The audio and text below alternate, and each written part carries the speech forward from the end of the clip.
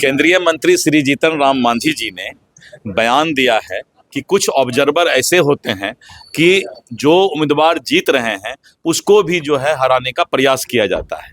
तो उन्होंने कहा कि हमने वैसे ऑब्जर्वर को और वैसे डीएम को आरओ को जो है स्पष्ट तौर पर उन्होंने कहा कि जो वाजिब है, जो एक्चुअल है, वो रिजल्ट निकलना चाहिए।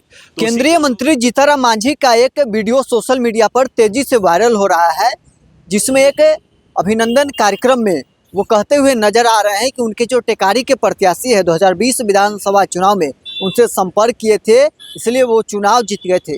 2025 में वो संपर्क नहीं किए जीतन मांझी से, इसलिए चुनाव हार गए। वैसे में ये सवाल जब भाजपा के पूर्व प्रदेश अध्यक्ष और सूबे के उद्योग मंत्री दिलीप जायसवाल से किया गया, तो जीतन मांझी के समर्थन में खड़े नजर आ रहे हैं दिलीप जायसवाल। क्या कुछ दिलीप जायसवाल का कहना है, पहले उनका बयान सुनिए। केंद्रीय मंत्री श्री जीतन राम मांझी जी ने बयान दिया है कि कुछ ऑब्जर्वर ऐसे होते हैं कि जो उम्मीदवार जीत रहे हैं उसको भी जो है हराने का प्रयास किया जाता है। तो उन्होंने कहा कि हमने वैसे ऑब्जर्वर को और वैसे डीएम को आरओ को जो है स्पष्ट तौर पर उन्होंने कहा कि जो वाजिब है, जो एक्चुअल है, वो रिजल्ट निकलना चाहिए। तो उसी को लोग जो है घुमा फिरा करके बात कर रहे हैं।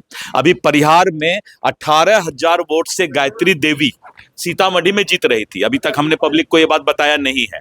वहां ऑब्जर्वर असम के एक आए थे जिन्होंने 18,000 वोट से जीतने के बाद भी 6 घंटा तक घोषणा नहीं किया। तो हम लोगों ने फोन किया, तो अब हम बोलेंगे हमने फोन किया तो चुनाव जीत गए, ऐसा बात नहीं है। 18,000 वोट से वो जीत रहे थे और उसको 6 घंटा तक ऑब्जर्वर रोक के रखा था। 30 वोट से रामगढ़ हारे हैं। तो अगर हमारा गलत हम सत्ताधारी दल कर सकता है तो रामगढ़ हम चुनाव नहीं जिता लेते। 178 वोट से ढाका हारे हैं तो ढाका जिता लेते।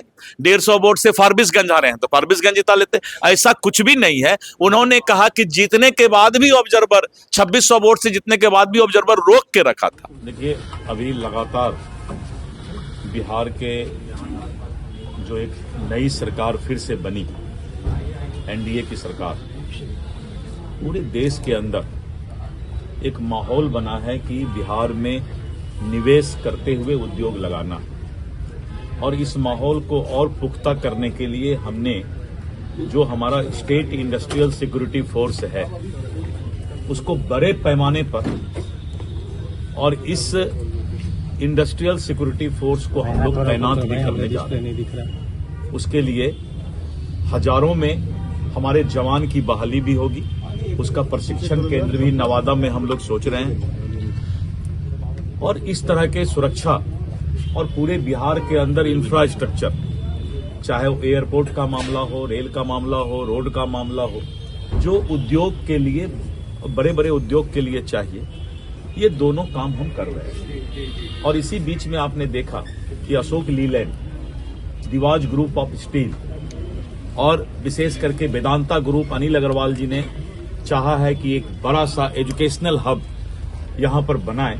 तो इस तरह करके बहुत सारी कंपनियां लगातार बिहार सरकार के पास निवेश के लिए प्रयास करना शुरू कर दी।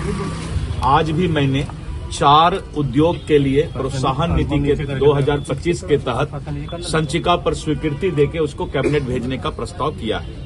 और इस तरह करके अभी 3 दर्जन करीब हमारे पास जो है बड़े उद्योगपति, जिसका कि हम आने वाले 1 से 2 महीना के अंदर इस मामला को हल करने जा रहे हैं। आपने सुना जीतन राम मांझी के समर्थन में दिलीप जायसवाल खुलकर बोलते हुए नजर आ रहे थे कि नीचे के स्तर के जो अधिकारी हैं वो चुनाव में गड़बड़ करते हैं।